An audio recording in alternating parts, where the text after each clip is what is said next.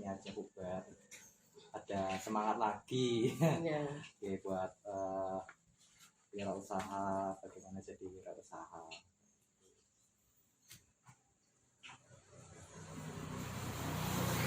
Itu mau sama mbaknya repotnya Makan anaknya. Habis ini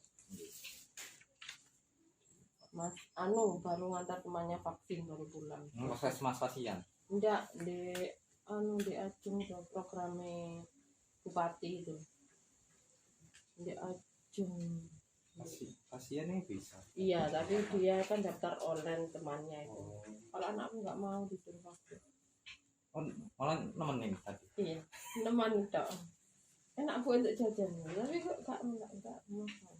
Kok tadi zombie tadi. Kalau habis vaksin sudah. Sudah. Saya sudah. Jadi zombie. Saya juga ya guyon anak. Mau bisa buka vaksin lagi. Gak oleh. Iya bu kader anak gak belum vaksin. Saya sudah 2 kali, bapak 1 kali. Sinovac. Iya. Di mana? Di Puskesmas. Puskesmas Puger. Enggak kasihan. Kasihan. Loko. Oh, Mulako 2 kali. Iya udah. Tahap 2 SMS berarti. Iya. Ini saya ntar lagi tanggal 24 kayaknya. Ibu Jember tapi ini. Jember ya.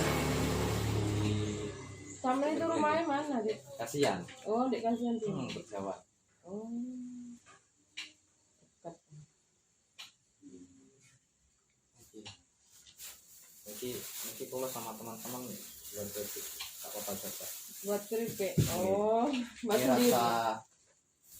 Buat rasa sendiri. iya, Keripik apa? Singkong. keripik singkong rasa sebelah.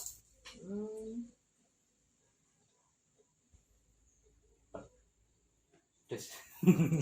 Di bumbuan ya. Kasih. Enak.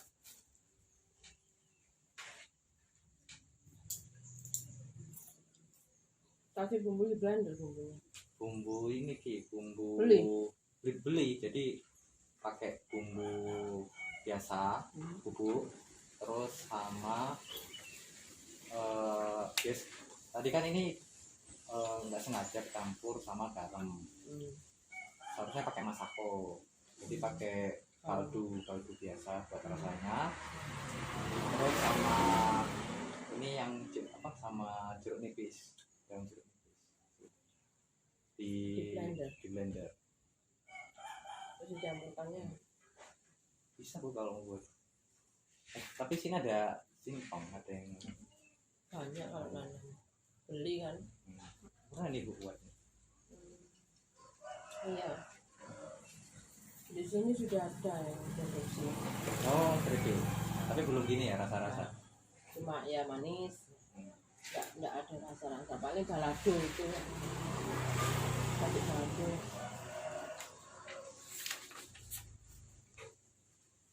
Pasti mulai disambi. Iya. Nggak apa-apa bu, sambil saya. Iya. Oke, ini jadi bu terkait ini mengasah pola pikir wirausaha ke masyarakat. Nah ini materinya simpel aja bu, jadi refresh bagaimana berpola pikir berwirausaha. Terus juga di sini ada saya ngambil tokoh Prof Sadino, mungkin nggak tahu ini. Iya tahu. Ya, kenapa sih beliau bisa dikenal sukses itu dan bagaimana kalau beliau. Nah ini pertama, halaman pertama ibu, mengapa perlu untuk membentuk pola pikir usaha. Di sini ada 3. Pertama, melatih berpikir kreatif dan inovatif dalam memecahkan masalah. Jadi berwirausaha itu juga melihat kebutuhan di di pasar.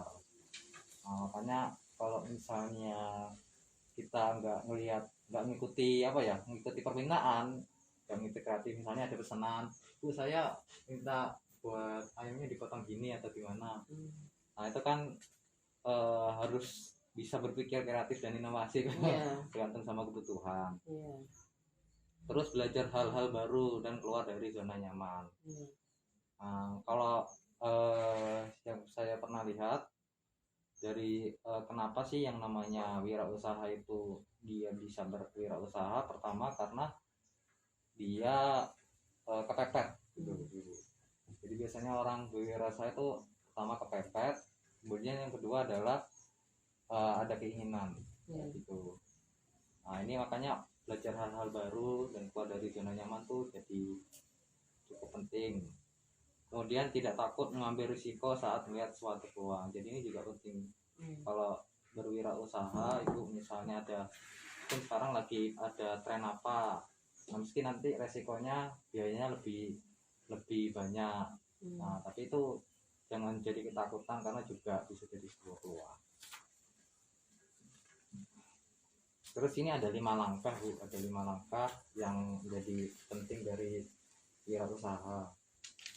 Nah, pertama ini 1, fokus pada aksi, tidak menunda kegiatan dan tidak membiarkan suatu kesempatan berlalu begitu saja. Kayaknya kalau ini sudah Ibu lakukan ya tiap subuh Ibu baca gitu. Fokus pada aksi, jadi kadang nggak tidur semalam. Fokus pada aksi, jadi prinsipnya di sini risiko bukan dihindari melainkan untuk dihadapi. Jadi meskipun resikonya nggak kurang tidur atau apa, nah, tapi bisa ditebus besoknya. Iya. Saya mikirnya gitu. Jadi jangan nunda-nunda. Iya. Gitu. Terus kedua selanjutnya berpikir sederhana. Nah di sini ada beberapa alurnya gitu. Nah ini contohnya berpikir sederhana seperti misalnya buat usaha tuh ngapain sih, misalnya mau bikin agrowisata, mau bikin jus nanas, mau bikin topi sama masker. Nah ini kan gagasan dari ide-ide yang besar yang diinginkan. Nah tapi jangan berpikir kayak sudah semuanya diatur secara sistematis kayak gitu. Nah tapi yang terpenting adalah bagaimana semua itu yang ingin direalisasikan. Misalnya Ibu mau bikin menu baru, nah itu jangan dipikir terlalu mendalam, jadi berpikir aja secara sederhana gitu. Nah di sini kalau dalam wirausaha di sini ada tiga tahapan dalam sebuah gagasan atau ide. Nah, ini kayak saya nih Bu, kan saya baru nyoba ini ya sama teman-teman bikin keripik rasa sebelah. Nah di sini ada tahapannya. Pertama tahapan riset pasar. Di sini saya masih nyoba kira-kira ini diminati atau enggak kayak gitu. Kemudian tahap kedua trial error produk. Nah, misalnya produknya ada yang kurang apa. Nah, tahapan ketiga tes pasar. Nah di tes pasar ini sudah mencoba untuk diperjualbelikan. Jadi ada riset-risetnya. Misalnya Ibu kalau mau bikin ide baru, bikin menu baru gitu. Nah itu pertama lihat dulu di pasarnya kira-kira ada yang minat atau belum. Kalau misalnya Ibu buat menu baru, kalau belum ada minat kan nggak ada yang mau beli kan gitu kan. Nah, makanya ini melihat juga adanya peluang gitu di pasar. Nah misalnya dari 3 tahapan ini sudah misalnya kayaknya udah bisa dijual, akhirnya bisa dieksekusi ya, bisa secara berkala, konsisten dan disiplin. Jadi ini nomor 2 hampir sama kayak nomor 1, berfokus pada aksi ya gitu. Nah ini selanjutnya ada Bu. Nah ini ada contoh serupa tapi tak sama. Nah, ini ada 2 McD sama KFC, mungkin pernah tahu gitu kalau KFC ya. Pernah makan. Nah kalau McDonald pernah juga. Dulu waktu masih bujang kerja di Surabaya. Oh sudah. Kalau habis gajian kan McD, KFC. Jember masih baru. Ya, saya dulu tahun 96 kerja bulan besok makan ya sudahlah, pernah merasakan. Nah ini ada mungkin dua serupanya ini adalah mereka sama-sama makanan cepat saji ayam. Nah, tapi ada bedanya. Bedanya adalah di sini McD hadir dengan inovasi yang menarik, mulai dari inovasi kemasan, menu dan menang di McD. Iya, jadi kan mungkin itu kan tiap ada kayak film baru atau ada tren baru yang terakhir kemarin kan ada BTS tuh. Ini yang BTS ini. Bungkusnya BTS. Nah, mereka selalu mencoba mengasosiasikan dengan apa yang diminati sama masyarakat. Nah, sedangkan kalau KFC tidak jarang ya, jarang inovasi, malah hanya memberikan banyak pilihan promo. Iya. Nah ini jadi di sini yang bisa dilihat bahwa inovasi sama kemasan modelannya itu juga penting. Ini Iya. kalau dalam wirausaha disebut profiling Bu, profiling. Jadi misalnya kok sekarang kurang ini ya, misalnya kurang diminati ya Bu. Nah, itu dicoba lagi. Misalnya kalau Ibu di sini kan dulu kan tempatnya Gede. gede. Iya. Nah, sekarang kan dicoba kayak gini. Nah, ini Iya. salah satu bentuknya. Gitu. Jadi lebih nyaman, lebih suka yang datang ke sini. Iya. Kemasan juga berpengaruh ya. Iya, kemasan gitu. Nomor 4, ini nomor 4 adalah disiplin. Melakukan sesuatu secara konsisten sesuai dengan perannya dalam kondisi apapun. Jadi di sini seperti mungkin itu kan ada waktunya, misalnya saya masak subuh, terus nanti pada Pesanannya siang jam sekian. ya, terus kemudian ngantarkan. Berarti kan kalau dalam perusahaan tuh ada SOP-nya. Ibu sudah buat SOP-nya kan kayak gitu, tapi kan belum tertulis secara tertulis. Nah itu salah satu bentuk disiplin sesuai dengan SOP yang ditentukan sama usaha itu. Nah, kemudian ada juga disiplin apapun, misalnya salah satunya kayak kesehatan ini disiplin. Jadi disiplin juga penting Bu. Iya. Ya.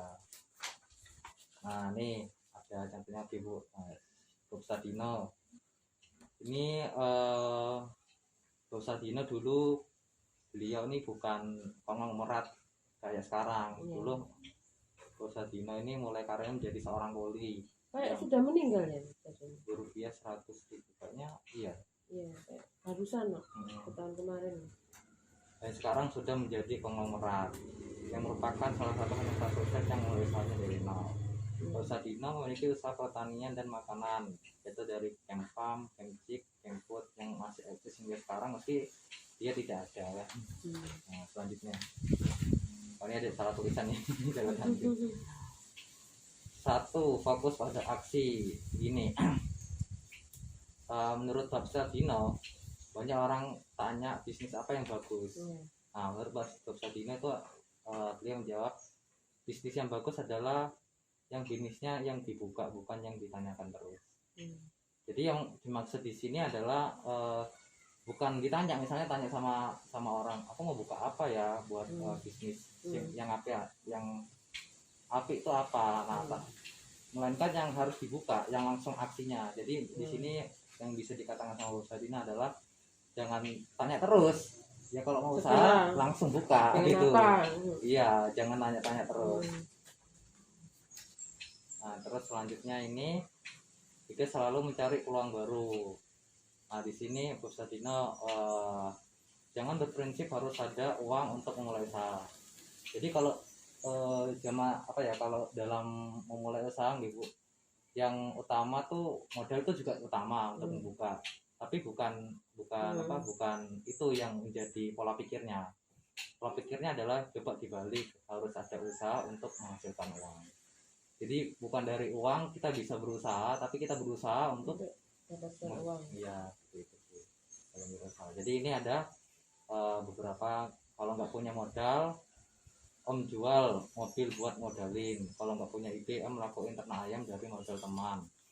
Jadi yang dikata nomor 2 adalah Om lakuin ternak ayam dari modal teman. Kemudian gak punya lahan, Om orang pertama yang buka hidroponik. Bisa bahasa asing, Om manfaatin buat jualin di perumahan asing. Gak punya pasar, Om ciptakan pasar itu sendiri. Jadi ini mencari peluang bisa dikatakan. Misalnya Ibu ada ide kayak gini, kemudian mencoba, tapi aku nggak bisa mulai karena keterbatasan modal. Nah itu bisa misalnya ngajak teman baru buat membuka yang itu atau bagaimana. Misalnya juga Ibu bisa misalnya ada kenalan di mana, kemudian bisa itu menjadi peluang. Kayak waktu sharing-sharing sama kenalan Ibu, di sini juga ada yang suka kayak gini Bu, mungkin nanti bisa dipasarkan di sini. Itu juga menjadi peluang. Nah, kelima disiplin. Nah, di sini Bursadino beliau juga disiplin. Bursadino selalu haus akan ilmu, selalu merasa menjadi gelas kosong agar kerja kerasnya tidak kendor. Langkah harus konsisten karena hasil didapat dari mencoba dan praktik langsung. Teori cuma kontribusi 2%. Jadi saya pernah juga baca buku ya, kalau nggak salah Bu. Jadi yang dikatakan bisnis yang baik itu atau teori yang baik itu bukanlah teori eh, bisa digunakan. Maksudnya misalnya kita berbisnis kayak gini, nah itu adalah bisnis yang bisa diterapkan, bukan yang tidak bisa diterapkan. Nah kalau misalnya itu nggak diterapkan berarti itu bukan sukses kayak gitu. Kemudian apapun pekerjaannya beliau mulai melakukan dengan sepenuh hati, entah saat menjadi supir, menyewa mobil, tukang batu. Karena jadi di sini dilakukan sepenuh hati meskipun entah itu nggak sesuai passion, karena kalau dengan sesuai hati kan akhirnya masih seperti kembali pada diri sendiri. Nah,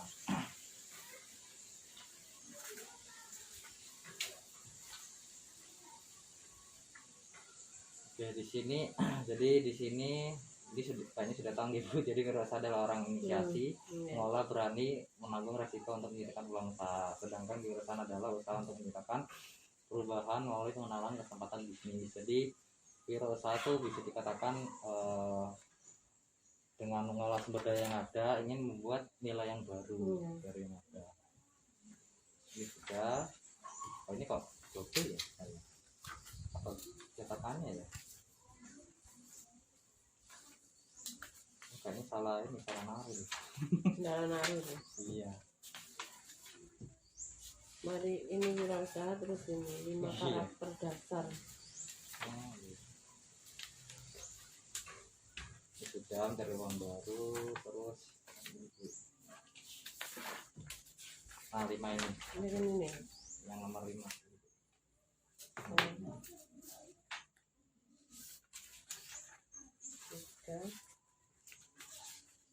Ya. Nah ini terakhir Bu, kerjasama.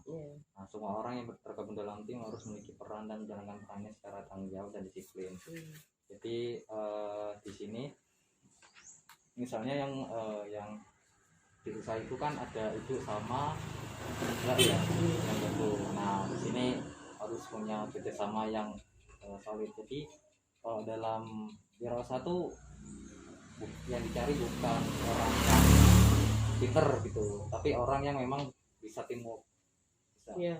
Soalnya kayak Pak siapa ya nih, Pak Har yang jualan tempe di sini, Pak Tono. Enggak paham. Ada jualan tempe di gang sini kayaknya kan. Nah itu waktu survei teman-teman kan tanya apa pernah ngerjakan tenaga kerja di sini. Katanya pernah. Terus katanya kenapa kok nggak sama pegawainya lagi? Karena menurut bapaknya pegawainya ini nggak bisa diajak kerjasama. Misalnya minta dipotong segini, tapi potongnya kayak gini, akhirnya produknya gagal. Apa ada di sini bikin tempe? Ada produksi tempe. Siapa namanya? Pak Sutama kok nggak tahu. Dengan telur? Iya. Oh enggak dengar ya saya. Bikin sini tuh yang ini sini. Terus pokoknya depan rumahnya tuh ada kayak ruko kecil. Enggak paham lagi. Enggak dengar ya. Biasanya tempat di sini di Pasar Buah. Oh paling sana loh paling. Iya. Dekat daerah Sembungan sana. Enggak Boten. Enggak paham ya. Iya. Jadi itu karena sama pekerjaannya tetangganya sendiri karena nggak kurang kompak, akhirnya produksinya kurang baik. Jadi harus ada kerjasama. Jadi perubahannya sekarang akhirnya kalau misalnya mau ngerjain akhirnya nggak percaya diri, mau ngajak orang lain. Ini itu tadi 5 karakter. Nah sini ini bentuk sederhana dari Bursadino. Bisnis itu tidak instan. Ombok membangun dari hal yang paling ia sukai, peternakan, lalu merambah ke produk sayur satu persatu.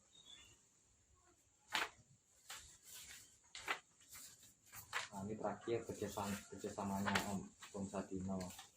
Om Sadino dulu modal awalnya hanya 50 ayam pas dari temannya. Jadi Om Sadino tuh nggak punya modal, Iya. malah dia punya waktu, punya SDM, punya ide, ngelola punya temennya. Iya. Nah, kemudian setelah bekerja sama, Kemfam salah satu usahanya yang dimilikinya bekerja sama dengan petani-petani daerah. Nah di sini bisa dikatakan beliau nggak hanya sama dari internalnya, dari orang-orangnya, tapi juga sama yang mensuplai bahan bakunya.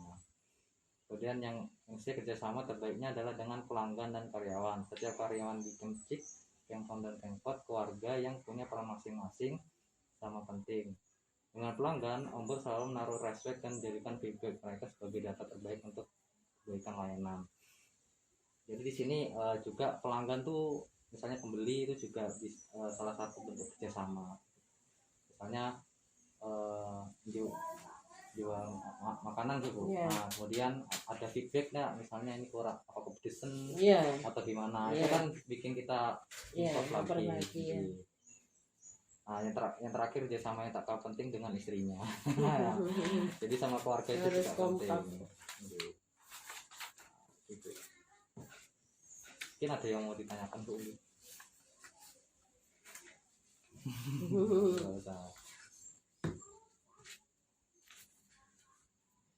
Dek, terus misalnya pengen promo ya, maksudnya promo yang kayak di HP itu ya, kayak di WA gitu.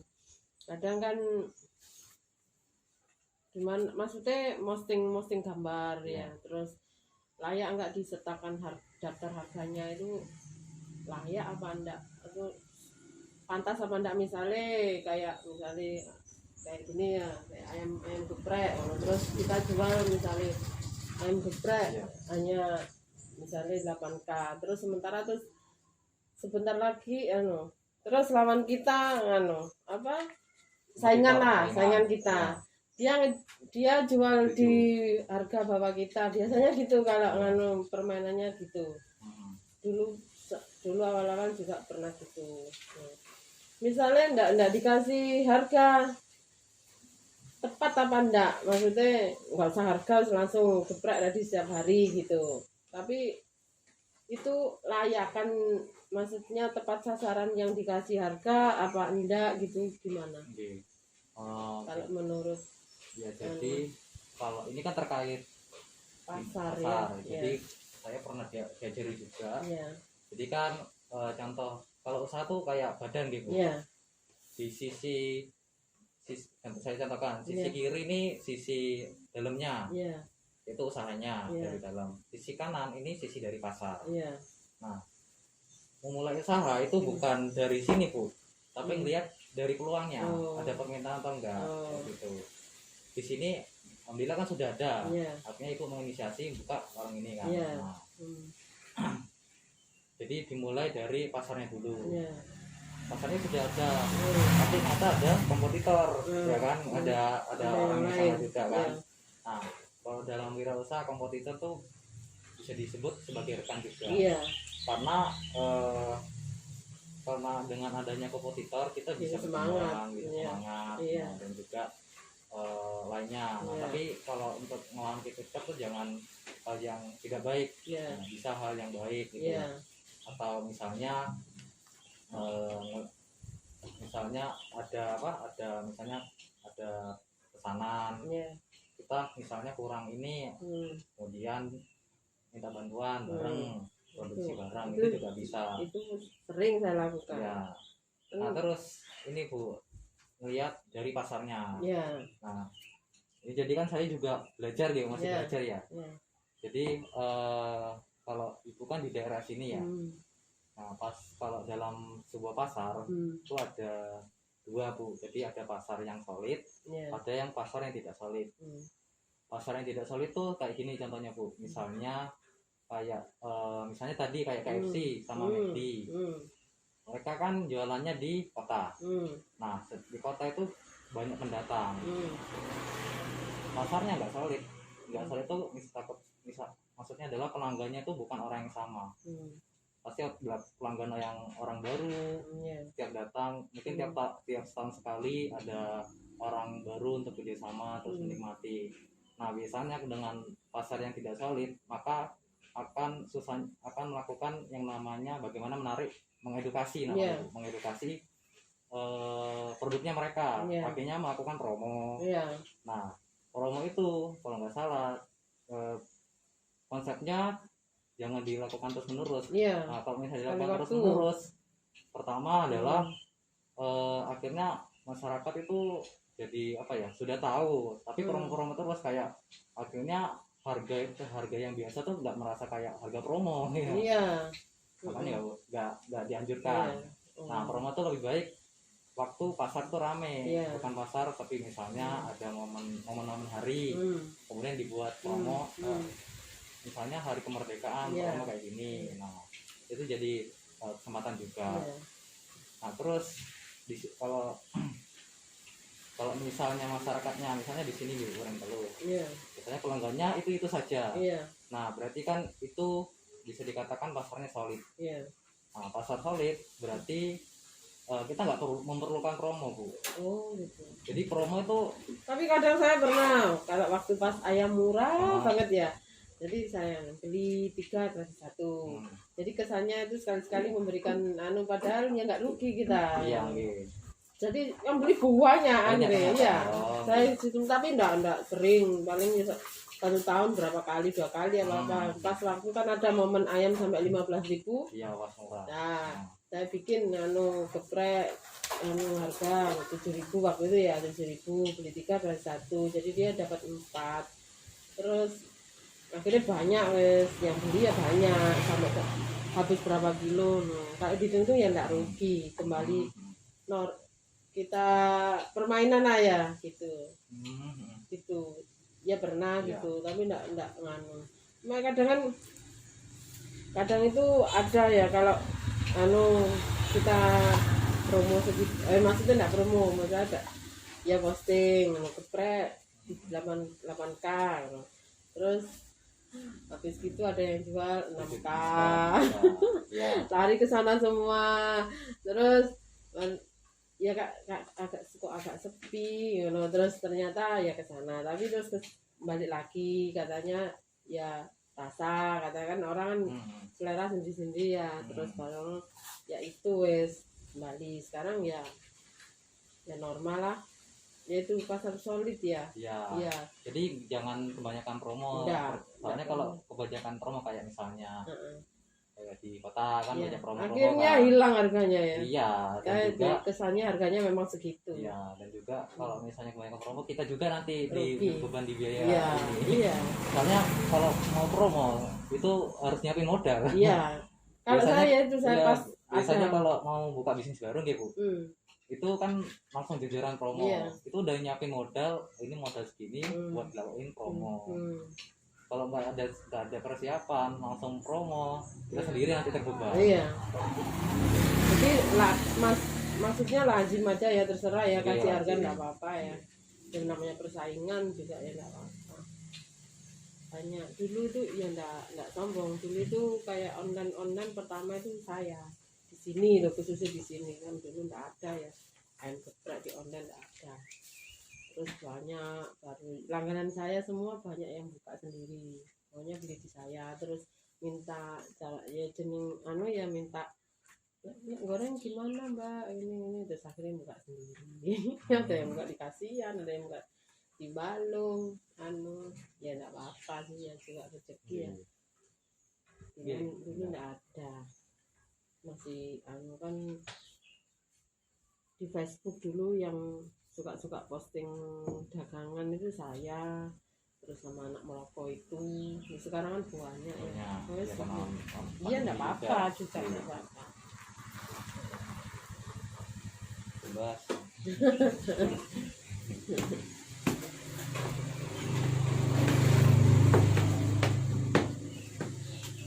Napa Mbak?